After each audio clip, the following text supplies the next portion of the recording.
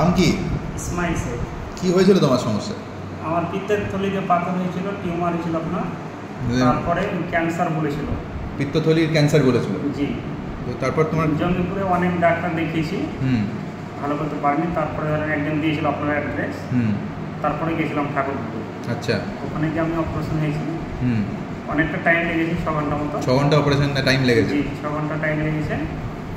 তারপরে এত সময় কেন লাগলো? তোমার ওই টিউমারটা পিত্তনালী ধরে বসেছিল নাকি? হ্যাঁ, পিত্তনালী ধরে বসেছিল, আপনার ছিল টিউমারও বড় হয়ে গেছিল। আচ্ছা। আর ক্যান্সার কেটে কুটেও বাইর করতে অনেকটা টাইম লেগেছে, 6 ঘন্টা মতো। আর আপনার এখন ভালো আছি। তো পিত্তনালী কেটে গেল, তো পিত্তনালী তো খাদ্যনালীর সঙ্গে তখন ওখানেই জোড়া হয়েছিল? হ্যাঁ, ওটাও কেটে গেছিল আপনার, যে জড়িয়ে আপনার পিত্তনালী দিয়ে 1 সপ্তাহ মতন বাড়াচ্ছিল ওটা রসটা। তারপরে সব রিপোর্ট এখন ভালো হয়েছে। 1 সপ্তাহ মতো পিত্ত বেরোচ্ছিল, কিন্তু তাও ওটাকে ম্যানেজ করা হয়েছে ওখানে? ম্যানেজ করা হয়েছে, তারপরে যেন ভালো হয়েছে। এখন সুস্থ হয়ে যাচ্ছে তো? এখন সুস্থ আছি, ভালো আছি। সব খাওয়া দাওয়া করছেন? সব ধরনের কাজ করতে পারছেন? হ্যাঁ, আমার কোনো প্রবলেম হয় না। তো আপনার রিপোর্টে কিন্তু ক্যান্সার বেরোয়নি, টিউমার ছিল কিন্তু ক্যান্সার বেরোয়নি।